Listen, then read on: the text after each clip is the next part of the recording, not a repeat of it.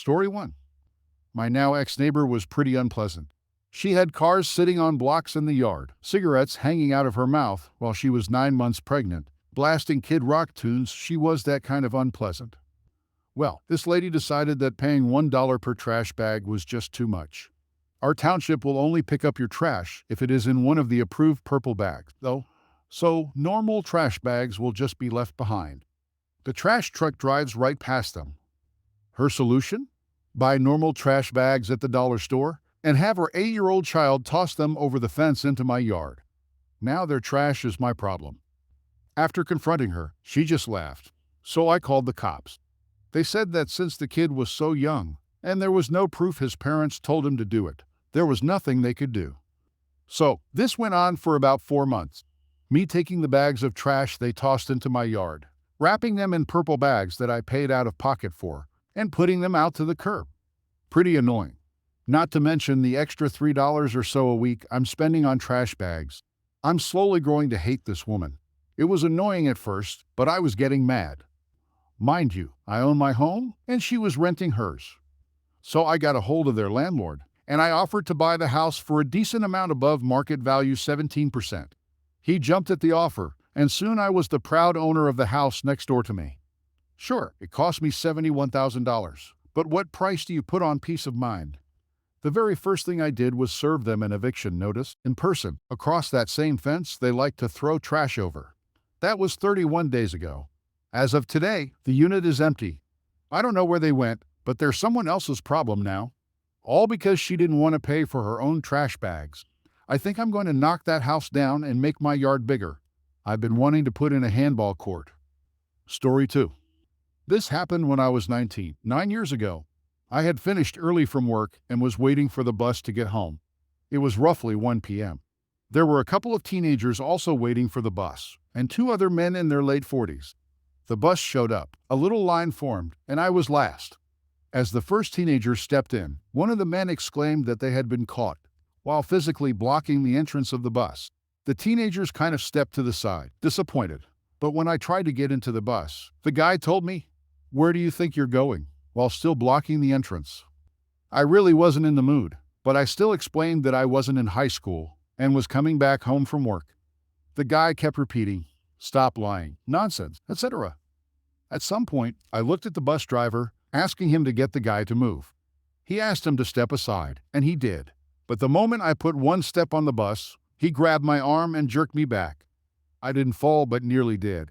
I seriously held back from going physical there. I was fuming.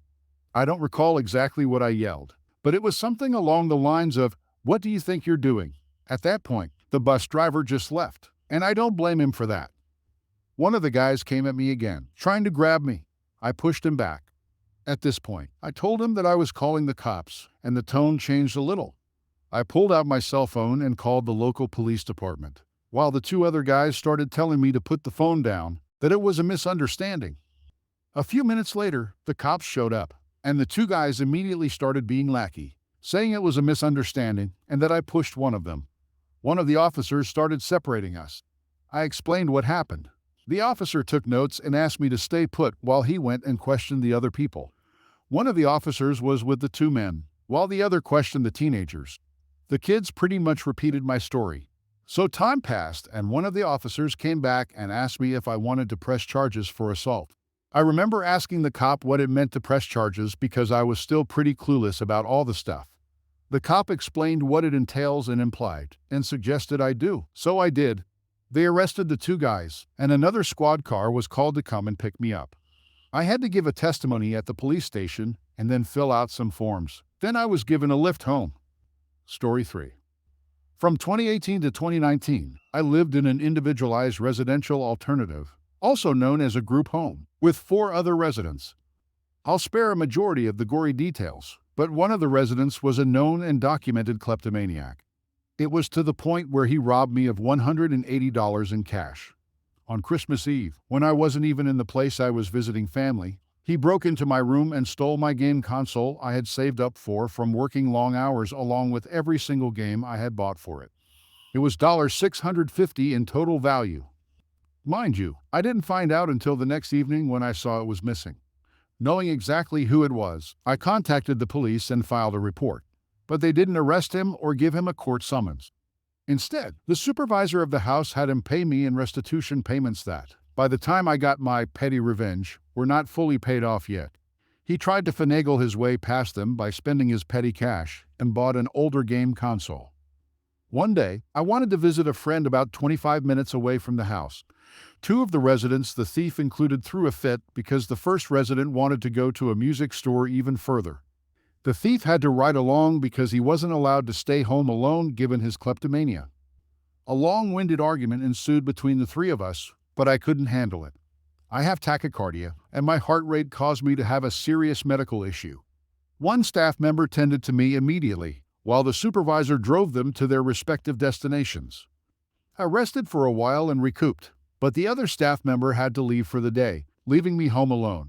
I was alone for 3 hours. The thief left his game console unattended out in the open, which allowed me to take full revenge. I unplugged it, poured water into the ventilation chambers, then dumped some cleaning solution into it, sprayed some window cleaner, shook it, and then threw it on the floor a few times. After drying it off and plugging it back in, I went back upstairs and lulled myself to sleep, only to hear him get frustrated and call upon the supervisor. They asked me if I had anything to do with it. Of course, I denied it, and that's my petty revenge. Folks, Story 4. I worked at a large craft store chain that I am going to call Pickell Thompson. This happened to my co-worker at the store in the town over from me, so this story is secondhand.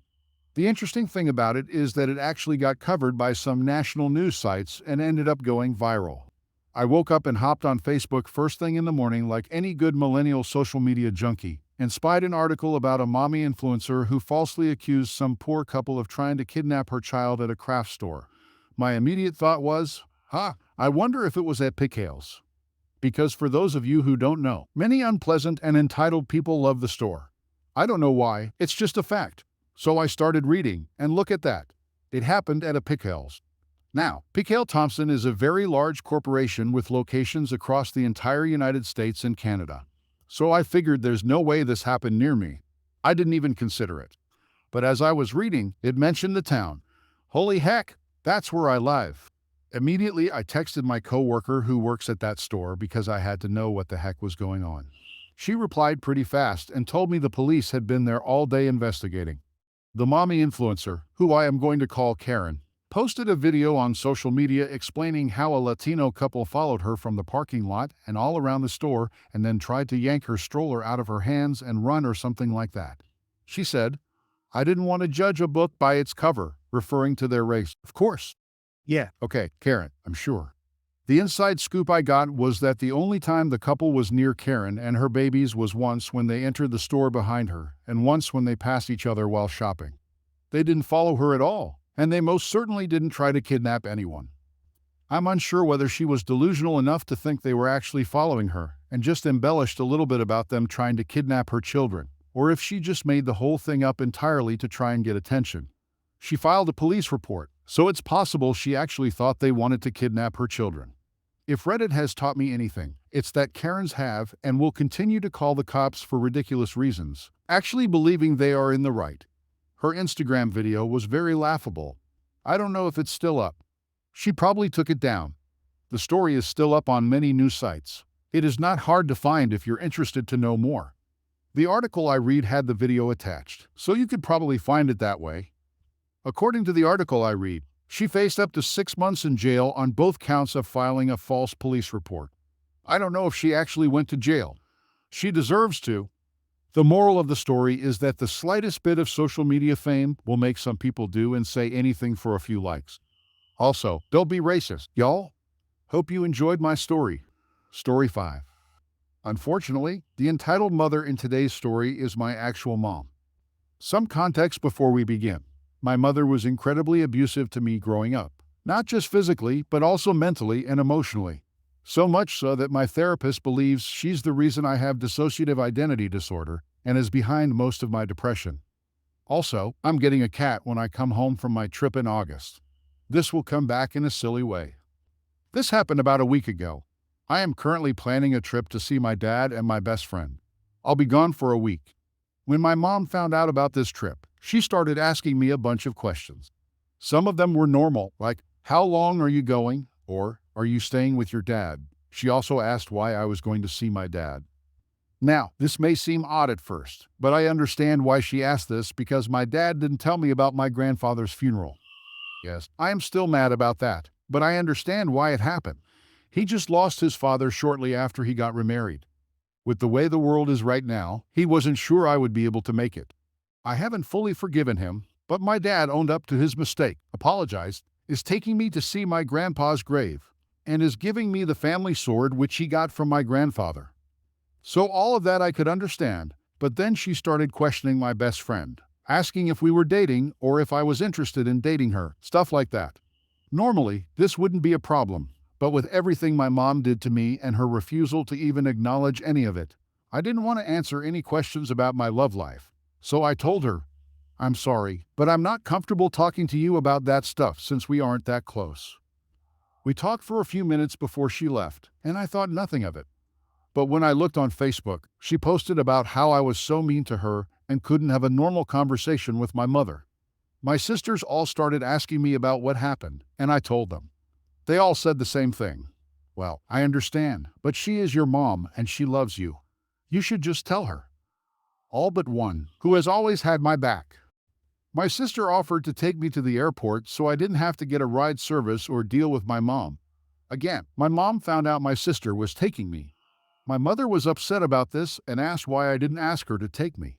I told her my sister offered because it was payback for watching her dog earlier that month, which was true, but not the whole truth. To this, my mother demanded I give her my key to my apartment while I'm gone so she can clean it. I told her that was not going to happen and my apartment did not need to be cleaned. She started yelling about how, "I'm your mother. I deserve a key to your apartment." Normally, when I deal with her, I try to keep calm, but I had just worked a 12-hour shift and was tired and just wanted to take a shower. So I told her in a slightly aggressive tone, "No, you don't deserve a key to my apartment. You don't pay my rent or my bills. You didn't co-sign the lease. My father did. If anyone deserves a key to my place, it's him." She got quiet for a minute and said, "Well, if you don't give me a key, you can't get a cat." I just started to laugh at her after this. She asked, "What's so funny?" I told her, "Mom, you don't control me at all. I live alone. And second, I'm already getting a cat when I come home. And on top of that, you're allergic to cats. So how are you going to stop me?" She started screaming how she said I couldn't get a cat, blah, blah, blah. I was done at this point, so I just said, "I'm done with this. I'm going upstairs to my apartment. I'm going on my trip, and I will be getting a cat when I come back. There is nothing you can do or say to change that. And in fact, if you keep doing this, you will no longer be welcome in my life." She got quiet, and after a minute, she said, "Fine, but we'll be talking about this when you get home." Whatever, Mom. I went upstairs and went to bed. I haven't heard her say anything since then. Oh, and by the way, yes, there is something romantic between me and my best friend. We're actually going on a date when I get there and are talking about moving in together. So wish me luck.